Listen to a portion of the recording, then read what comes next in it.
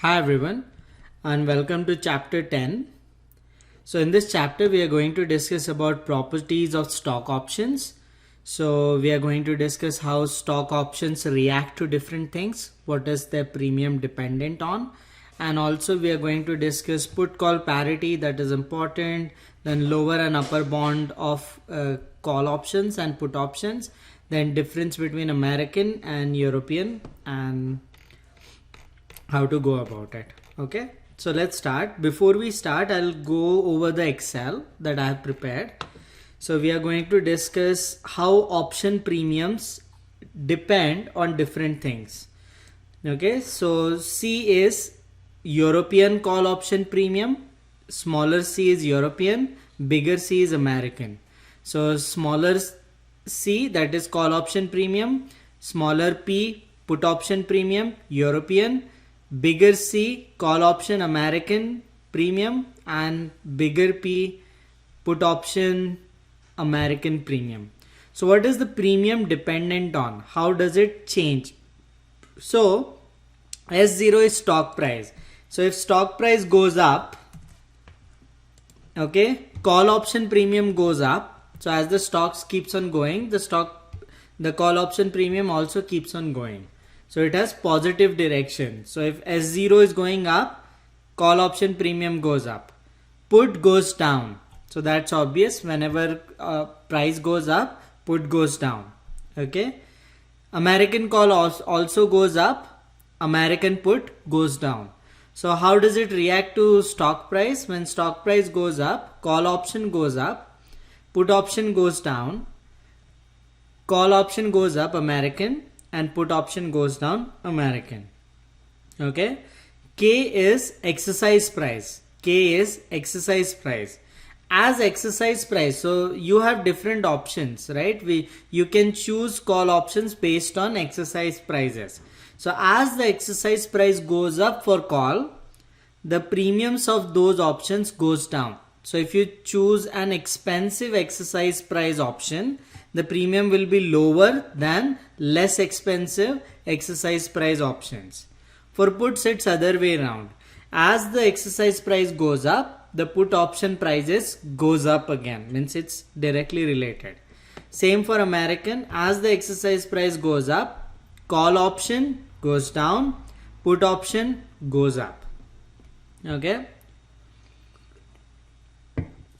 Now time element. So for European option, time element is not that clear, but you can say it's plus plus again, right? So how do call options and put options react to time element?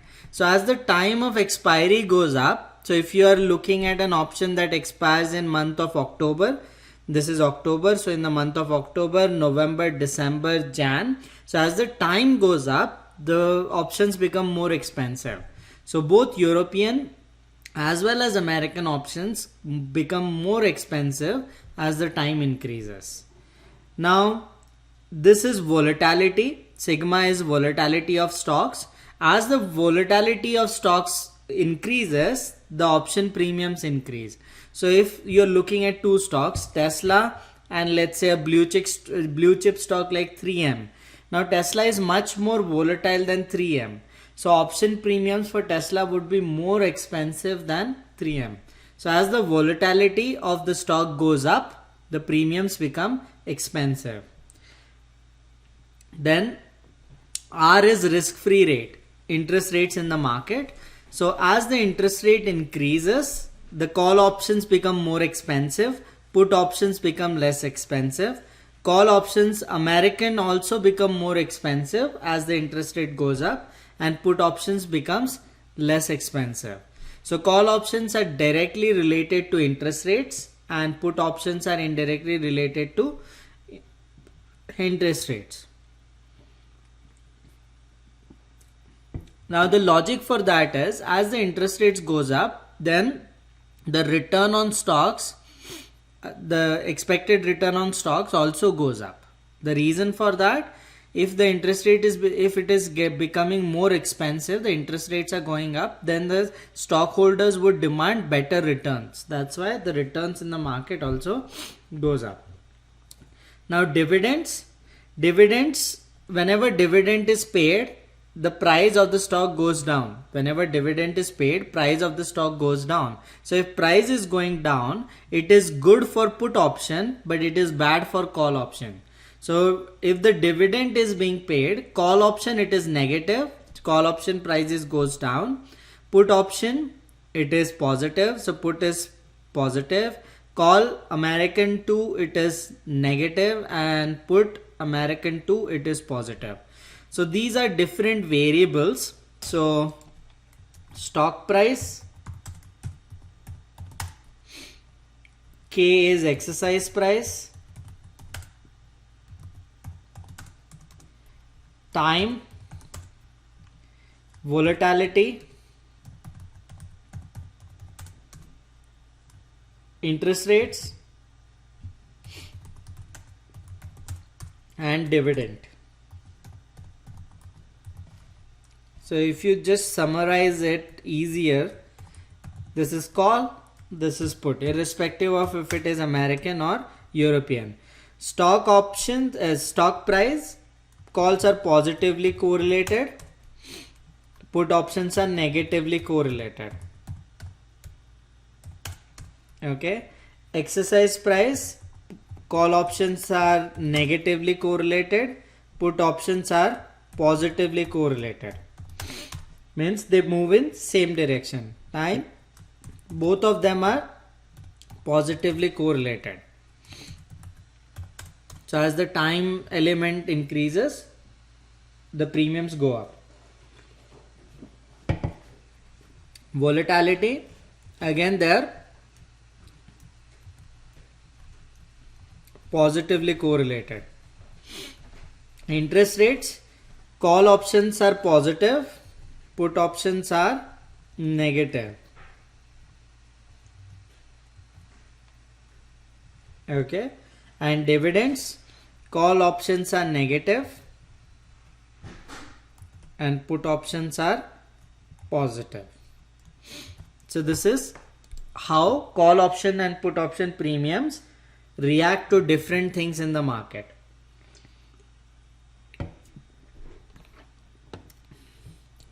Now, in rest of the discussions, we are going to look at different formulas. So we are going to have certain assumptions.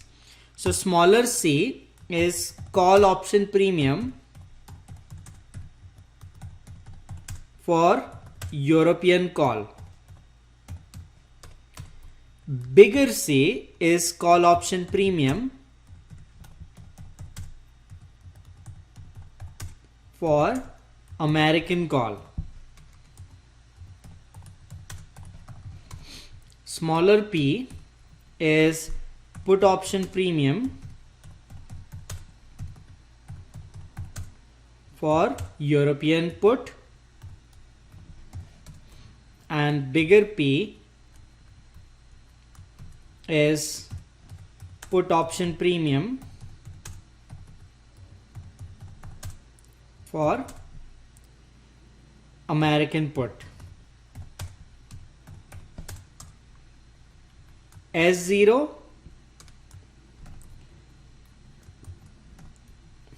stock price today,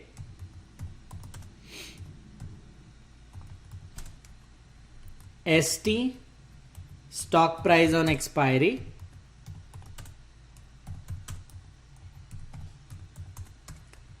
K is exercise price. So exercise price is execution price of call and put. So what price can you buy if you are looking at a call option? What price can you sell if you are looking at a put option? T is time element, time to expiry. Then R is risk-free rate.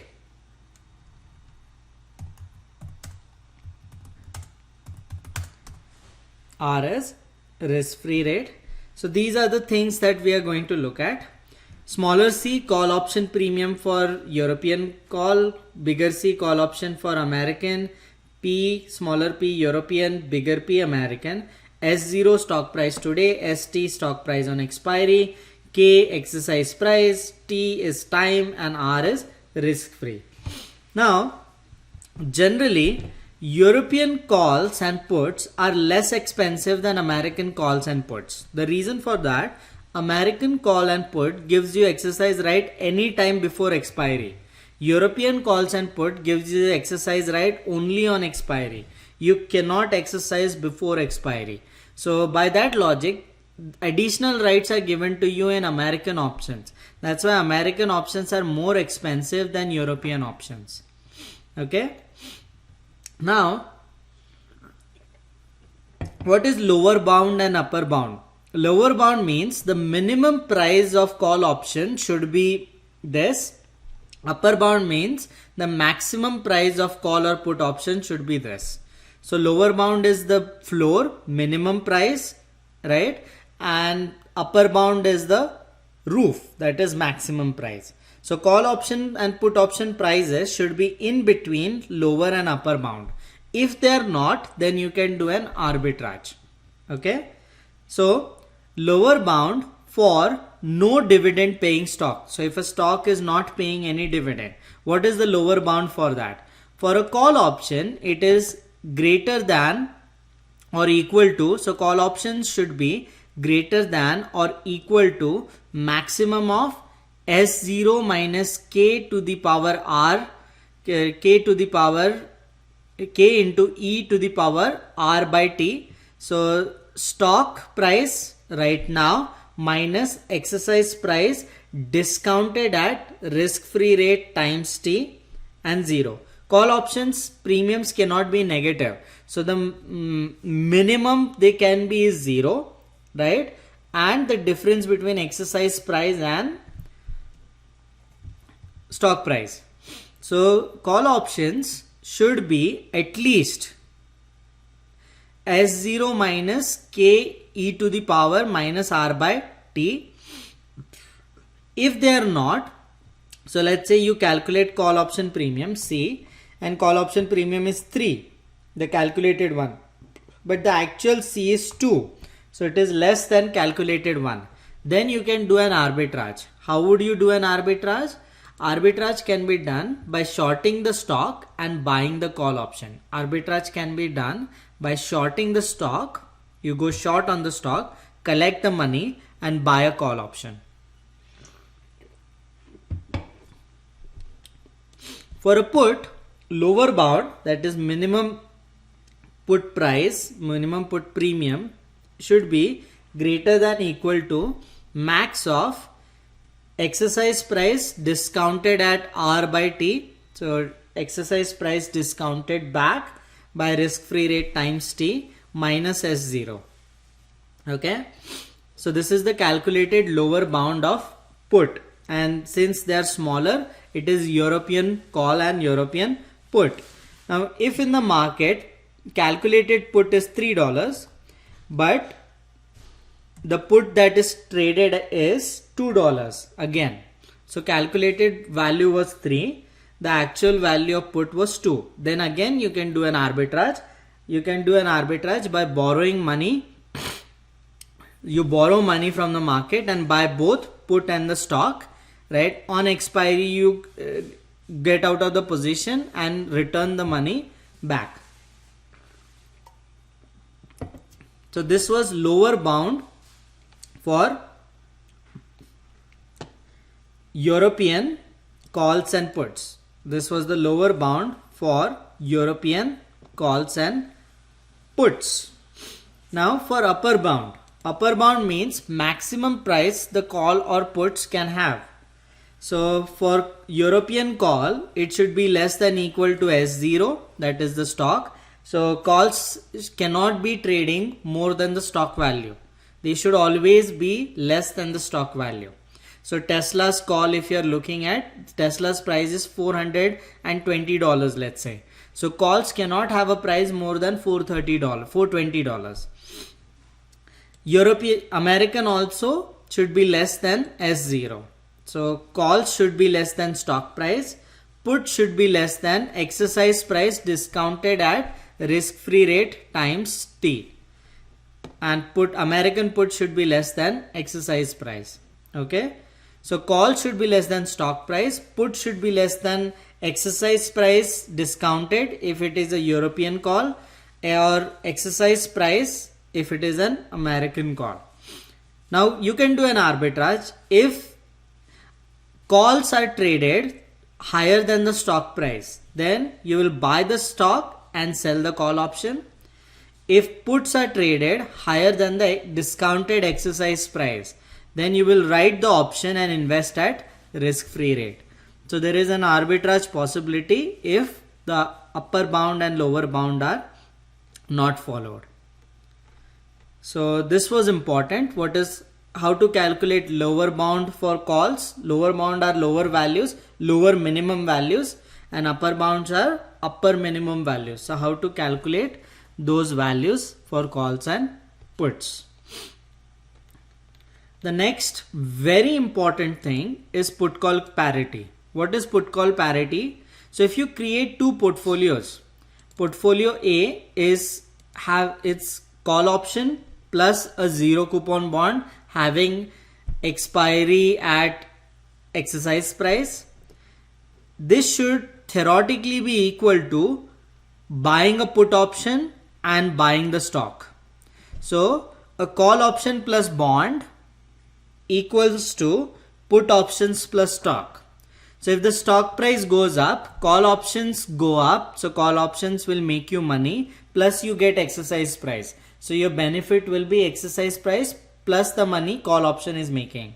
On the other side, if stock price goes up, the stock goes up. So you make money. Put option, right? The maximum loss you suffer is only premium. So put options will be virtually zero. So you still make money, right? As the stock is going up. So when the stock goes up, these two portfolios are same. When the stock goes down, call option becomes zero and you get the bond exercise price. If the stock goes down, put options make you money, but stock options lose money. So effectively they nullify, right? So in any given situation, stock goes up, stock goes down, stock remains flat. These two portfolios should be equal. A call option plus bond should be equal to a put option plus stock. Or you can write it as, if it in case of European,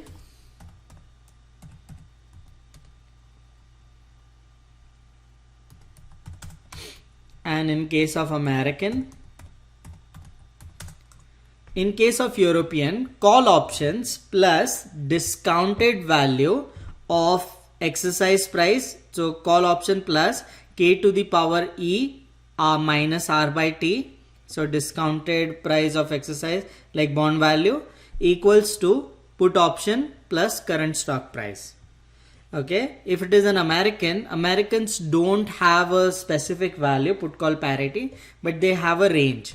So stock minus K, that is stock minus exercise price, should be less than equal to C minus P, that is difference in call and put prices, should be less than equal to stock price minus K discounted at R by T. So difference between call and put should be in a range, that is American put call parity. European put call parity means these two portfolios should be same. Call plus discounted values of bond equals to put plus stock. Now how do you do an arbitrage? Calculate right hand side and left hand side. So right hand side and left hand side. Right hand side is C plus K e to the power minus r by t, right? And calculate left hand side, put value plus stock price. Whichever side is lower, so whichever side is lower, you will buy that side. Whichever side is higher, you will sell that side. For example, if right side is lower, you will buy a call option and buy the bond, and sell the put option and sell the stock. If left hand side is lower instead of right, you will sell a call option and short a bond, and you will go long on put options and a stock. So whichever side is lower, we buy that and we sell higher sides. Now there is also a concept like American options gives you rights to exercise before maturity. So before the maturity happens, you can actually exercise those options. So when it is beneficial, like is it beneficial if you're holding a call, and is it beneficial if you're holding a stock, you're holding a put? So for American options, if you are holding a call, it is always beneficial to exercise late. If you're holding a call, it is always beneficial to exercise late. So you will ask me, if I'm making some profits on call options, why would I wait till the exercise the expiry date? The reason to wait for expiry date is, if you're making money, just sell the call option. Do not exercise. If you're exercising, you have to pay money for stocks. So you're losing out on the interest, right? So for American options, if you're holding a call option, always exercise late. If you're in profit, it is better to sell a call option. If you're having a put, always exercise early. If you're in profit, it is better to exercise put options right now. So put options, American, always exercise early if you're making money. Call options, always exercise late even if you're making money. If in profit, better to exercise puts. Now, in all these discussions, we haven't discussed the impact of dividends. So if you consider dividends, so I'll just copy lower bounds.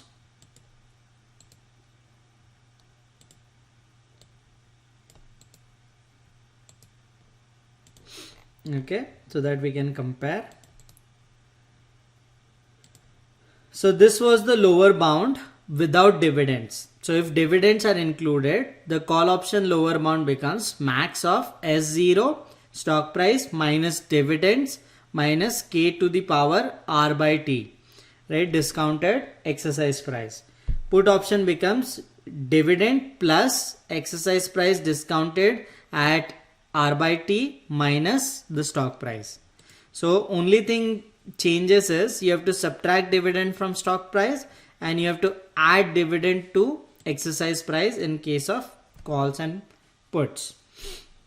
Now in case of put call parity, so you have to add dividend to the call price. So call option plus dividend plus the bond value discounted at R by T equals to put plus stock. So put call parity without dividend was this one. Okay, C plus bond, call plus bond equals put plus stock. Put call parity with dividend is call options plus dividend plus the bond, right? Discounted at R by T equals to put plus stock. If it is an American, so you deduct dividends from S0. So S0 minus D minus K. So I forgot to write minus K. Okay. You don't need K. S0 minus D is less than greater to C minus P, which is less than greater to S0 minus K e to the power RT. So this is the impact of dividend. So these were important parts of chapter 10. So we'll go over the presentation.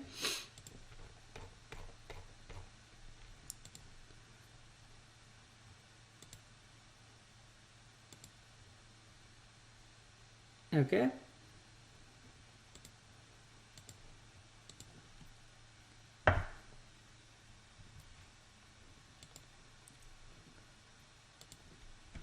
So notations we saw, C was European call option price, smaller p was European put option price, S0 was stock price today, K was strike or exercise price, T lifetime of options, volatility, bigger was American stock price, right? Dividend value, and R is risk-free rate. So we saw this relationship, right? Stock price, exercise price, time, volatility, risk-free rate or interest rates, and dividend, and how option premiums react to them. we have also seen American options are always having more value than their European counterparts because you get exercise rights before expiry. So how to find if there is an arbitrage possibility? So calculate lower bounds for call options. So C is 3, T is 1, K is 18, S0 is 20, R is 10, D is 0. So what is the lower bound? So if you go to Excel, lower bound of a call option is S0 exercise price, sorry, stock price 20 minus 18 into exponential minus R by T. So R is 10% and T is 1 years. So call option should be at least $3.71. The call option given to you, the price of call option is $3. So is there an arbitrage opportunity? Yes. So how will you do an arbitrage? By shorting the stock and buying the call option.